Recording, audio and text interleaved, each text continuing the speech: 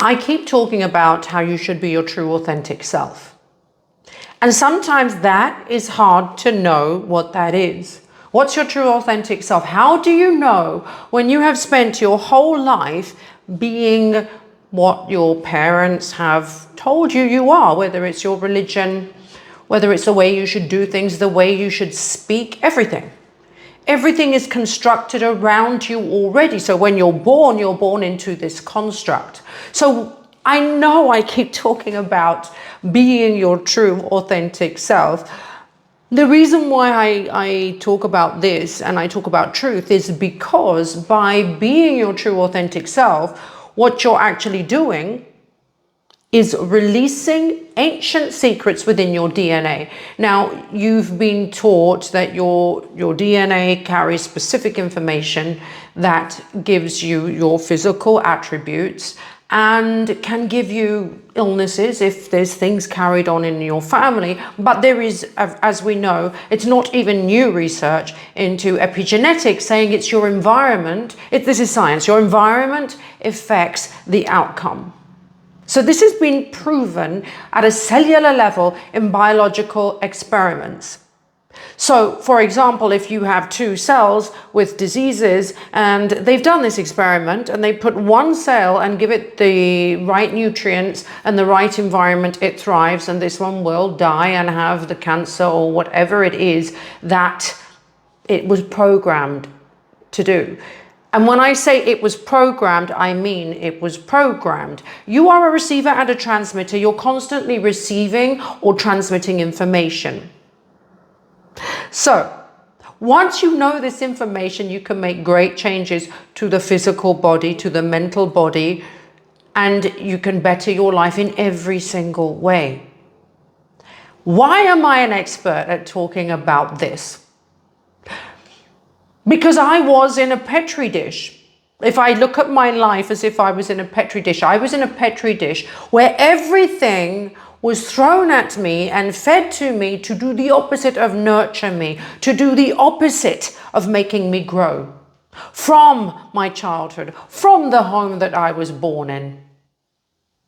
My mother on a daily basis would tell me I was ugly, would tell me I was a whore, because I think it was at the age of 9 I discovered lipstick and I think it was her lipstick on, and she went nuts. And then I loved fashion, I loved to dress up, and again that was taken as she's trying to attract men. Women have had this for so long that if a woman does, dresses herself up, puts on her lashes and her makeup, she's doing it for men. And this is a culturally passed on idea. I remember dating a guy in January or February, and he was 24, and he actually said, women wear makeup to attract men. Women have got lashes on to attract men. And I said to him, listen, during lockdown, I constantly dressed up.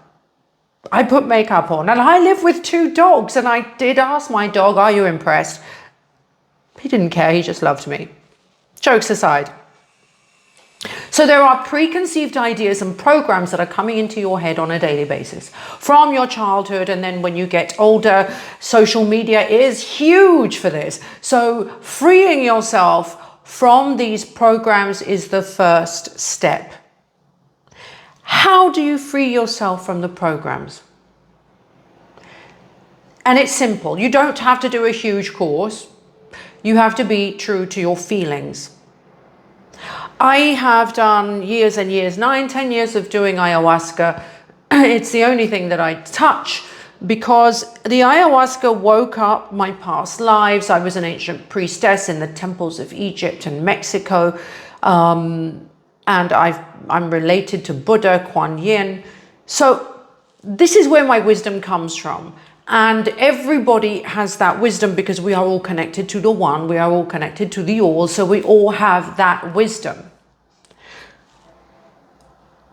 You can know who your true self is and remove those programs by being completely authentic to your feelings. Your feelings are your compass. Call it your intuition, your gut feeling. That is your compass to your true, authentic self.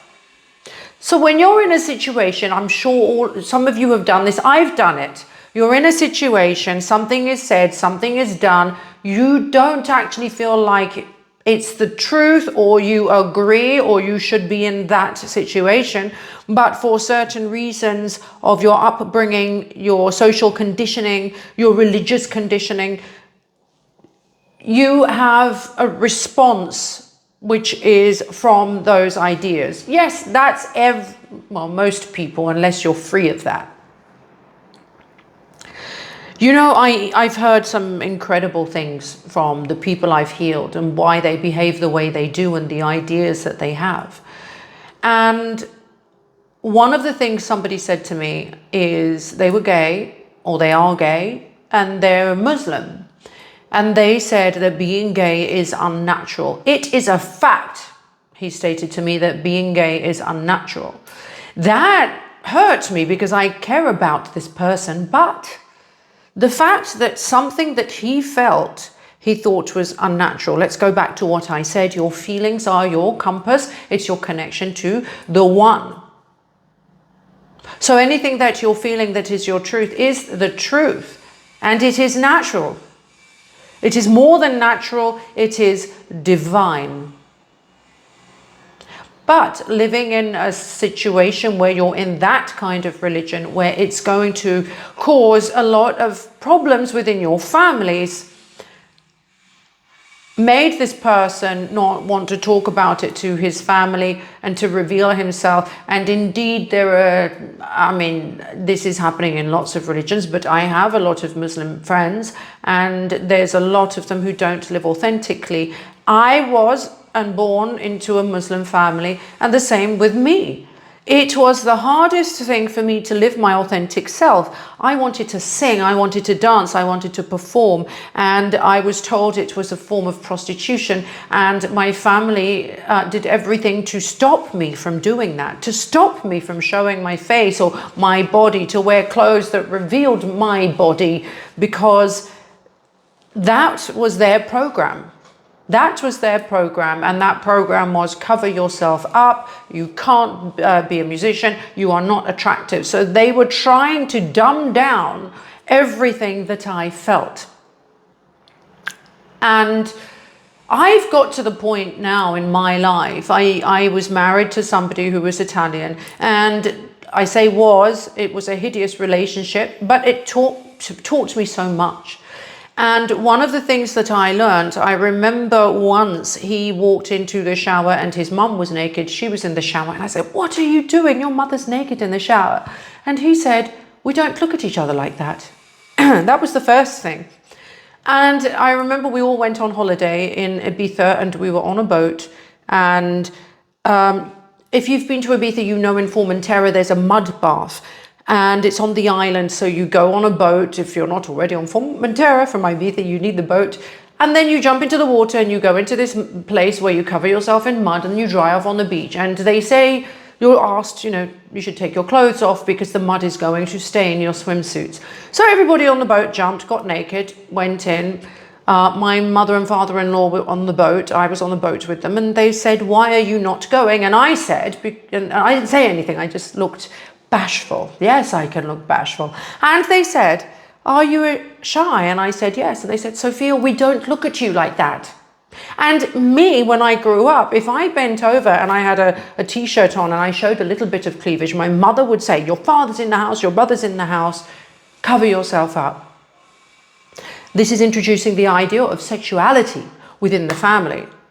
It's introducing shame and guilt into the feminine thinking. Actually, it's not just I won't say it's a religious thing. It was in my family. Other Muslims practice very differently. So I am making this statement about myself before anybody else says, "Oh, well, that's not right." But this is what's happening in my family, and I know it happens in a lot of Muslim families and cultures. So that introduced the idea of sexuality, and that introduced the idea that every man is going to look at me sexually. I'm going to briefly touch on that subject. I could talk about sexuality in another video, but when I was with my Italian family,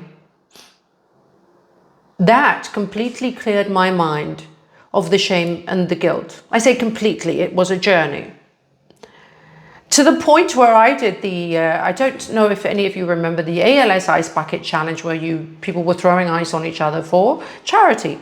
And I was at a fasting retreat and I met this guy there. He was a gay guy and he asked me to film for him, which I did.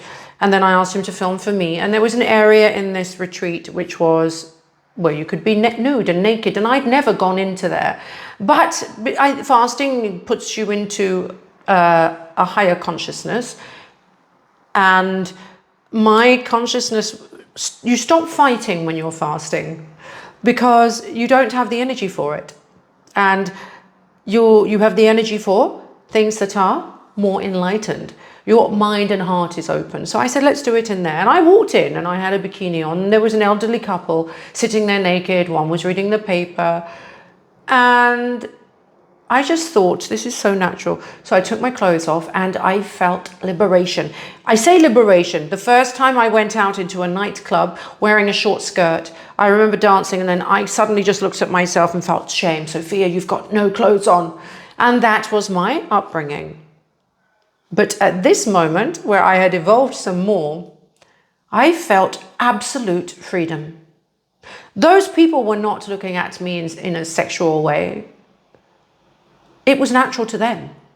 So can you see how the mindset changes with the environment?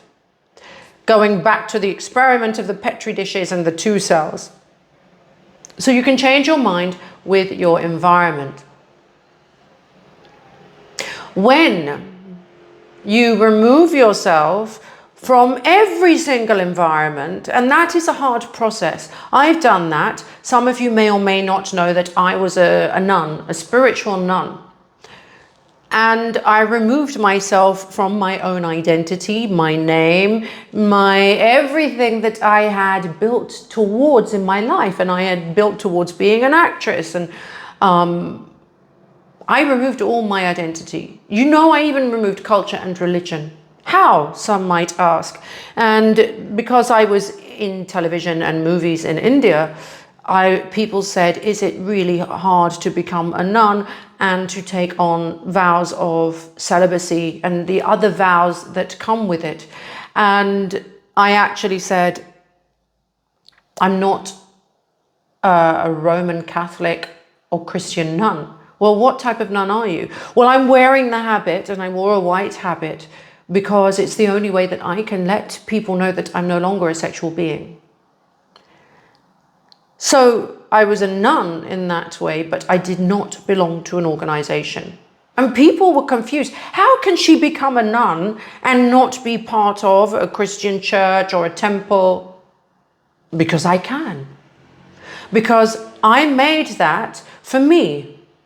Because I understood that the world understood that that I'm a non-sexual being if I wear this white habit. I didn't want to be associated even with my identity. So it was my own religion, if you want to call it a religion. I didn't say, okay, Sophia, you're not going to have sex anymore. I was going through something very profoundly spiritual and so sacred that my body itself did not want to have sex with anybody. But roll on now, in this present moment, I do. I feel that sensuality and that passion coming through my body, like the energy of Aphrodite is coming through me in a beautiful, sensual way. So am I the same person? Yes, but I evolved. But I still have elements of that beautiful time when I was Mother Sophia. That is still within me. And it brings me back to, I did remove all the programs.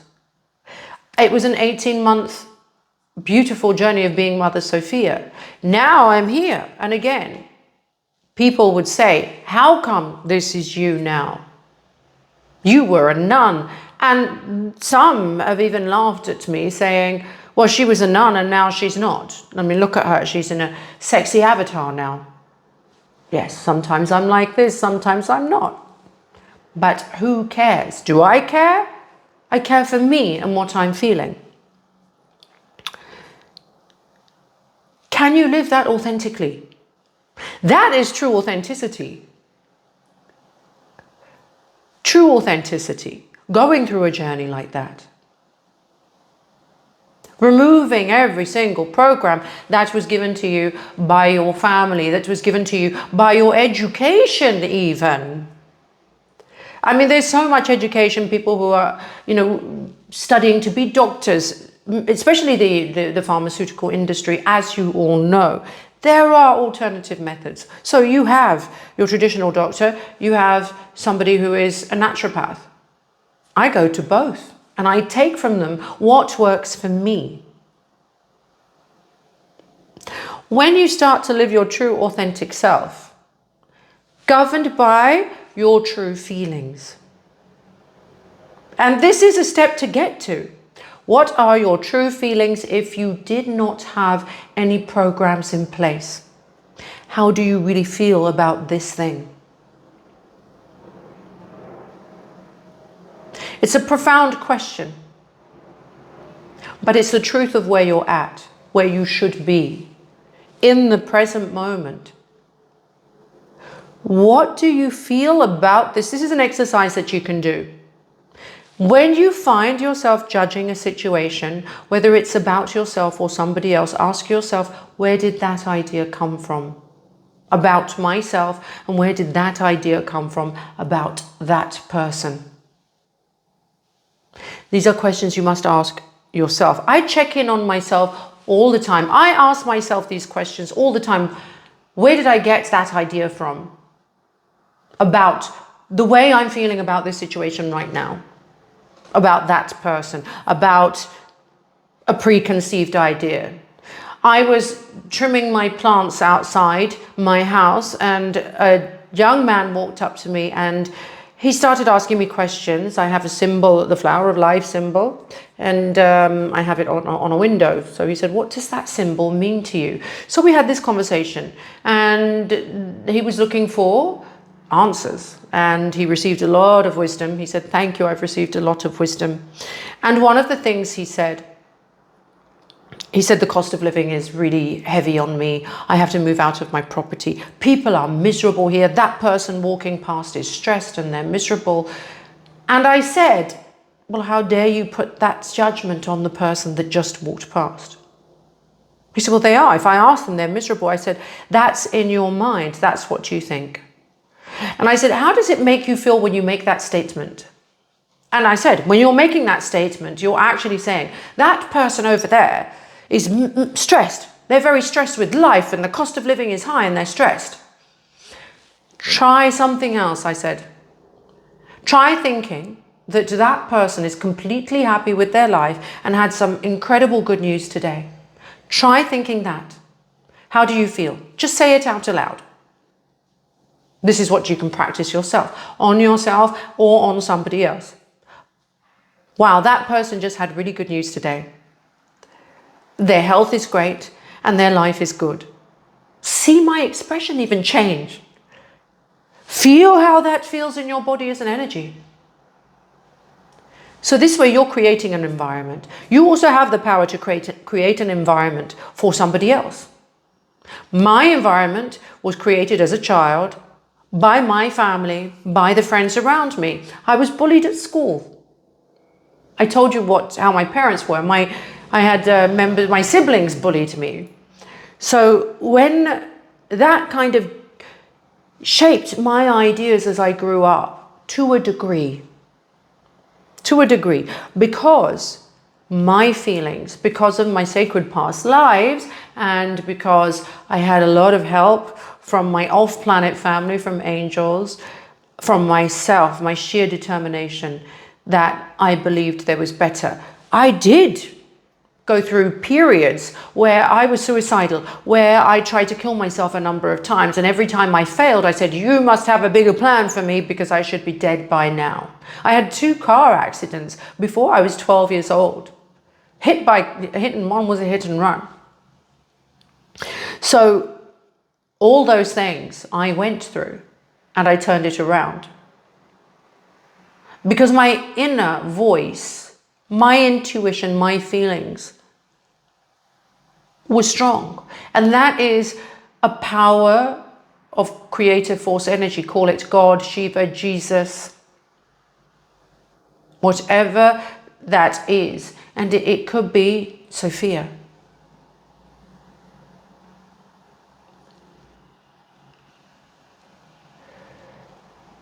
This video contains a lot of information for you. So rewind it, play it back, listen to it again and again, because there is so much wisdom in this one video. This is all you need. You don't need anything else. Why? Because once you connect to that true self, that authentic self, which is connected to the all, life force, creator, that has all the wisdom that you need, all the caring, all the nurture, all the understanding. And it carries you. But you've got to be true to yourself. And then everything else comes in. Everything else, the higher power comes in. You might even have supernatural experiences like I've had. I've connected to my off-planet family, and I can connect to every single one of you. I love you and have a beautiful day. Namaste, Shalom, Salam, Sat Nam.